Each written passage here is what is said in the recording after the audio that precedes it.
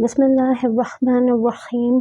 One thing that I wanted to discuss, अभी उर्दू भी बोलती हूँ. One thing I wanted to discuss was that being a Pakistani citizen, traveling with a paid hotel accommodation is very very important मेरी opinion में.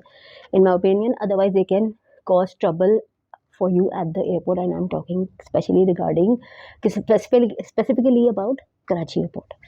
अच्छा, बात यह है कि मैं ट्रैवलिंग को फ्रीक्वेंट तो नहीं करती, मेरी तबीयत भी काफ़ी ख़राब रहती है, मेरे पे मसले मसाइल भी चल रहे हैं.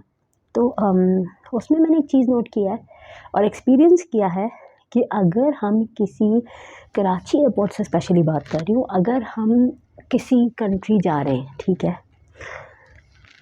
पर्सनल एक्सपीरियंस मेरा ये है कि अगर होटल रिजर्वेशन है आपके पास तो वो पेड हो, ये सेफेस्ट चीज़ है. मेरे साथ उन्होंने बहुत बदतमीज़ी की थी और वो मैं डिस्कस भी कर चुकी हूँ. ये बात है बैंकॉक जाते हुए की. तो मैं ये कह रही हूँ कि और बाकू जाते हुए भी, तो ये जो है, ये आप तो ये समझें कि ये इतना ज़रूरी है मेरी नज़र में है कि मतलब अगर मैं अब किसी भी कंट्री जाती हूँ तो मैं 100% बात कर रही हूँ, 99 नहीं कह रही, 100% मैं, मेरी प्रेफरेंस नहीं, मेरा यही अब मैंने करना है इंशाल्लाह कि पेड हो आपकी. क्योंकि अगर आपकी सिर्फ रिजर्व्ड होगी, कि आपने कहीं रिजर्व कराया है, मेरी नज़र में बिल्कुल जायज़ है यार. मुझसे किसी कंट्री में सिवाय सिंगापुर के उन्होंने कहीं भी नहीं पूछा था कि पेड है या नहीं, कभी नहीं पूछा. ये चलान शुरू होती है यहाँ से, ठीक है.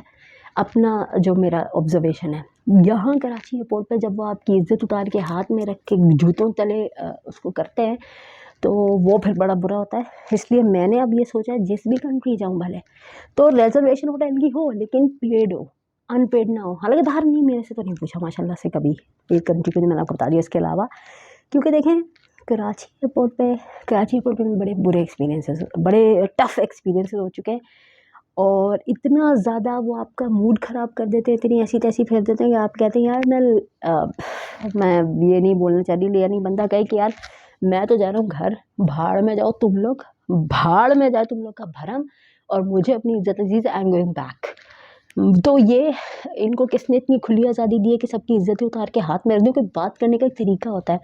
दूसरे का टेम्पर आप इतना ऊपर कर दो, वो क्यों आपके नीचे झुक के बात करे. वो आपके बाप का नौकर तो नहीं है और ना अल्लाह बचाए किसी की मोहताजगी से. तो ये एक चीज़ जो मैंने नोट की, और जितनी घटिया बातें बर्दाश्त करनी पड़ती हैं, सीरियसली मैं बड़ी दुखी हो गई थी. और मैंने वो वीडियो भी वहाँ जाके बनाई थी, कुआलालंपुर में मैंने जाके वीडियो बनाई थी बैंकॉक वाले एक्सपीरियंस की, और मैंने अपलोड किया था. मैं रोने लगी वो वीडियो बात करते करते. बहुत दिल दुखी था.